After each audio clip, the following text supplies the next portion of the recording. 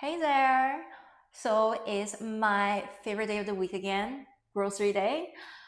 And I thought, wouldn't it be fun to go through my grocery list and recommend some books based on the list? So, like, what's the first book that comes to my mind when I think of a specific food, or what book gives the same vibes? I'm talking about scenes, elements, moments that are visceral, that sit in your stomach, that become a part of you.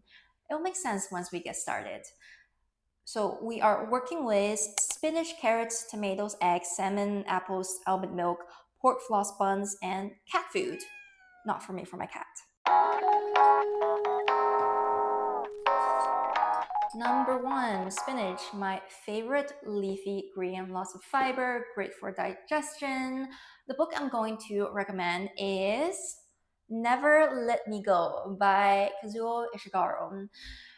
This book feels intuitively green to me. Green like the color of youth, childhood, coming of age. Green like lying on grass and staring at the sunlight as it filters through the leaves. The first part of the story takes place in a seemingly picturesque English boarding school, and we follow this group of children as they navigate the challenges of childhood and the wonderful, embarrassing, painful entanglements of first love. It's beautiful, nostalgic, and bittersweet, but it's also a story about fate and ethics. Right from the start, something feels off about the school. This doesn't feel like a normal school, and they are not normal students. They have a lot of really strange and strict rules. The students, the children, are very extremely isolated from the outside world. As the story unfolds, the cruelty of their reality really starts to make you contemplate your own life and whether you are making the best out of your life. I am a sucker for angsty boarding school stories, and this one definitely tickles that sweet spot for me.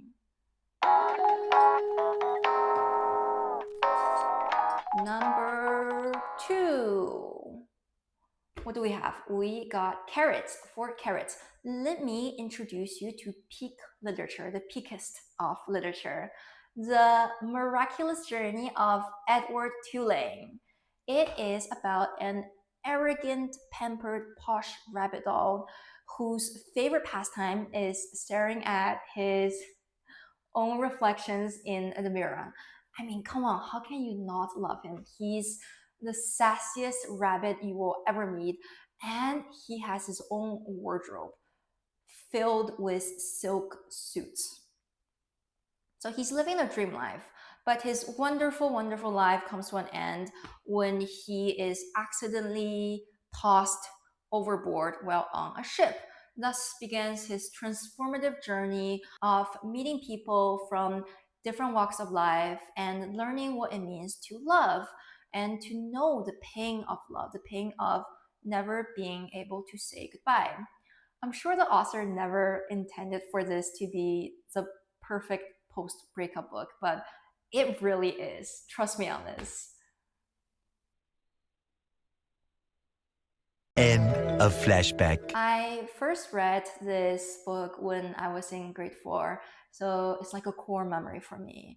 But when I reread it again as an adult, this book took on a whole new meaning.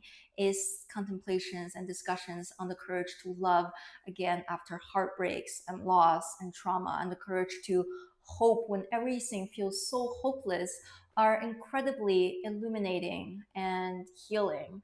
If you're only going to read one book on this list, please let it be this book.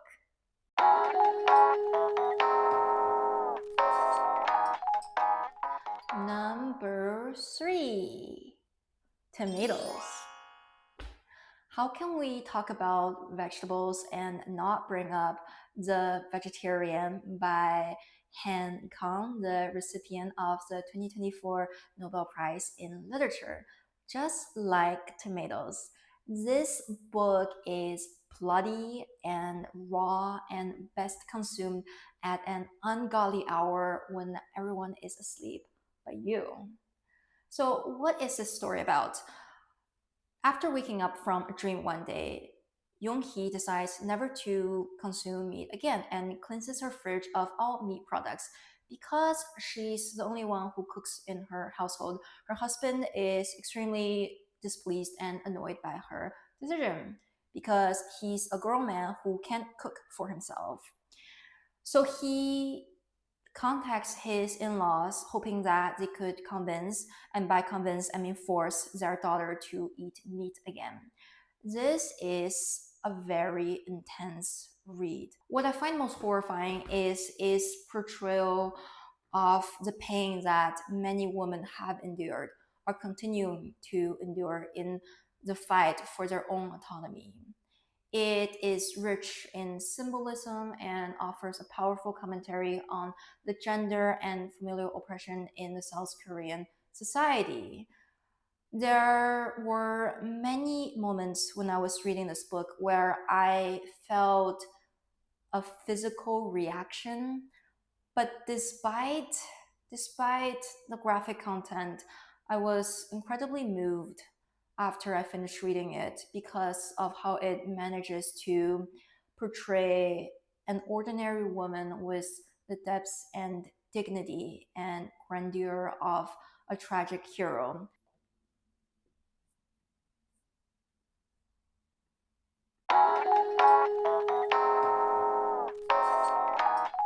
Now we are moving on to our proteins.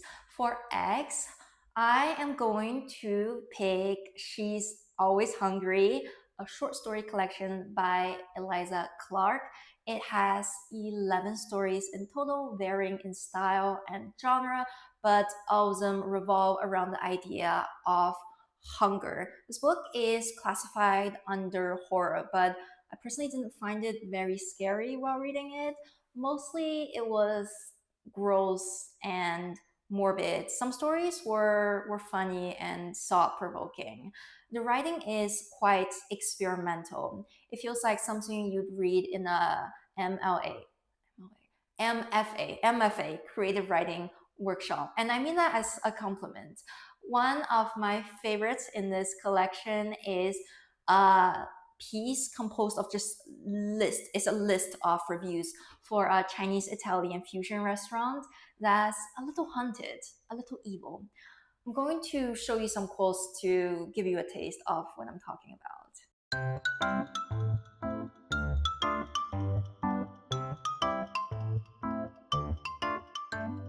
Anyways, if you are looking for something shocking, weird, unhinged people up to no good, a freaky little book to match your freak, then you're gonna have a fun time with this.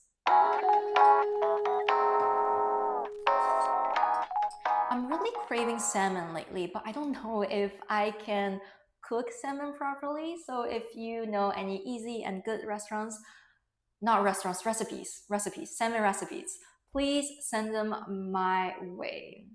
All right, salmon, fish, the ocean, water. We need a wet book, and there's no wetter book than Our Wives Under the Sea by Julia Armfield. This is a love story, and it's really sad, so it's the best kind of love story.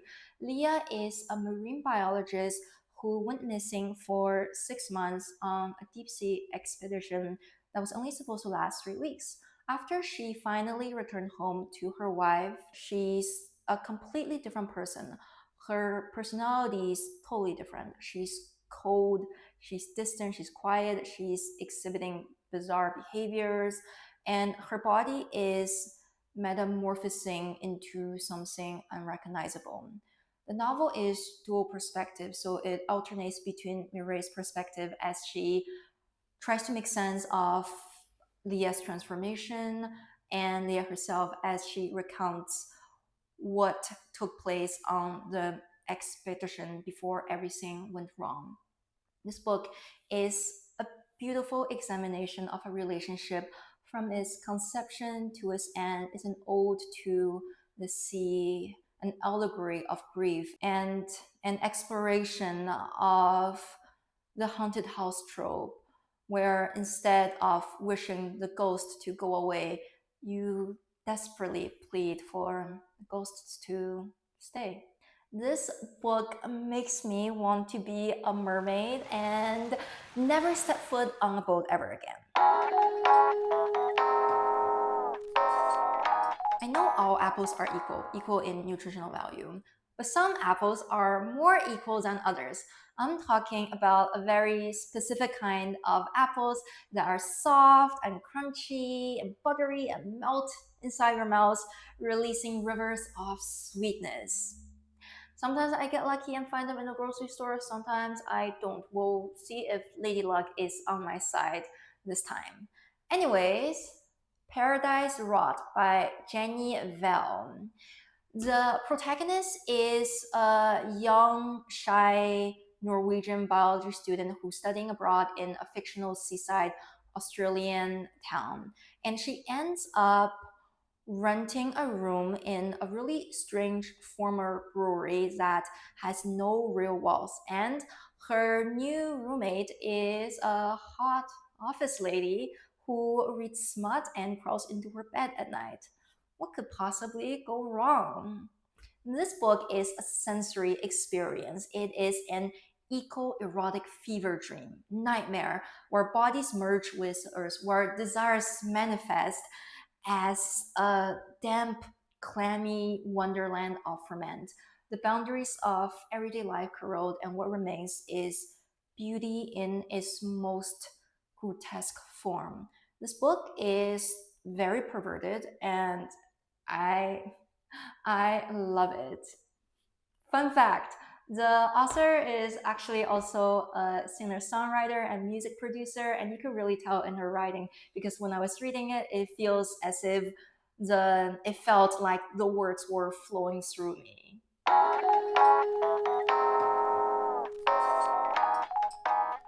Milk, the symbol of innocence and purity.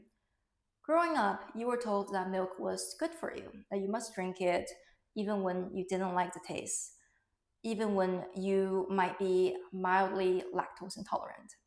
When I think of milk, I think of simpler times, suburbs of naivete, being 13 and scrolling through Tumblr, romanticizing my own demise. I think of the virgin suicides, which perfectly captures the beauty and horror and regrets and the brutality of girlhood. It is a story of five girls, five sisters, blonde and beautiful, narrated by the neighbor boys from across the street. The boys were in love with them, but in a voyeuristic way, from a distance, never close enough to know them as people. The Lisbon sisters were beautiful, moving photographs, a congregation of angels, subjects to be obsessed over, to be conquered and consumed, mysteries to be solved. The prose is dreamy and tender and melancholic. For me, the Lisbon sisters are more than just tragic fictional girls. They are time capsules, mementos of a bygone era. There's also a movie adaptation of this book directed by Sofia Coppola, which I highly, highly recommend.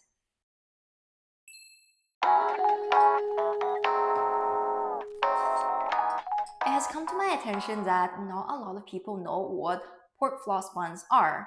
Well, according to not the Oxford Dictionary, but my own dictionary, they are hugs to your taste buds. So, what is pork floss? Pork floss is thinly shredded dried pork seasoned in soy sauce and sugar. It has a very fluffy texture, so it's almost like meat cotton candy, and is usually eaten as a topping on top of congee, inside sandwiches, or inside rice balls.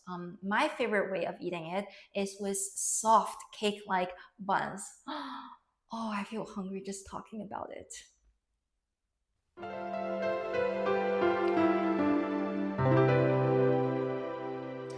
So the book I am recommending is Picnic at Hanging Rock. This book is very similar in vibes to the last one, The Virgin Suicides, which is fitting since milk and pastries go hand in hand together. Here, a group of schoolgirls and one of their teachers go missing on Valentine's Day while picnicking at the Hanging Rock, which is a real place in Australia. This is the most beautiful mystery novel I've ever read. Is feminine cosmic horror, and I read it in a weird way. So I read the book and watched the movie, the film adaptation at the same time. So I would read one chapter at a time and then watch a bit of the movie, go back to the book, watch more of the movie. So I was very absorbed in their world. It honestly felt like I was there myself, freezing in the blistering Australian heat, sweating under my white lace dress, and lunging under some shade, while ants were scurrying around me, carrying off pieces of neglected pastries.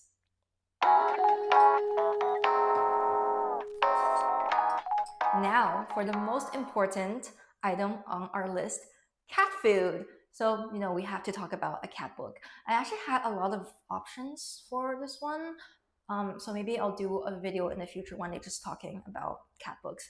But for now, let's talk about the Traveling Cat Chronicles. This is a Japanese book. What I really love about this book is that it's written from the perspective of a cat. This cat is named Nana. Nana used to be a stray, but after being injured in a car accident, he was taken in and nursed back to health by a kind-hearted man named Satoru. In return, Nana granted Satoru the great honor of becoming his feline overlord. For 5 years, they lived happily ever after. However, one day, out of nowhere, Satoru apologizes to Nana and tells him that they are going on a road trip to find him a new home. So they set off across Japan, visiting each of Satoru's precious and important friends who have left meaningful marks on his life. This book is nourishment for the soul. It's so wholesome, so sweet. It will make you smile, laugh, and cry. It honestly feels like a Ghibli movie in print form. It will make you want to hug your cat if you have one. It will make you want to adopt a cat if you don't have one. I guess the only downside to this story is that it makes me want to go on a road trip with my cat, but I can't because she hates cars. So that is it for today. I am going to do some grocery shopping now, and I'll see you in the next one.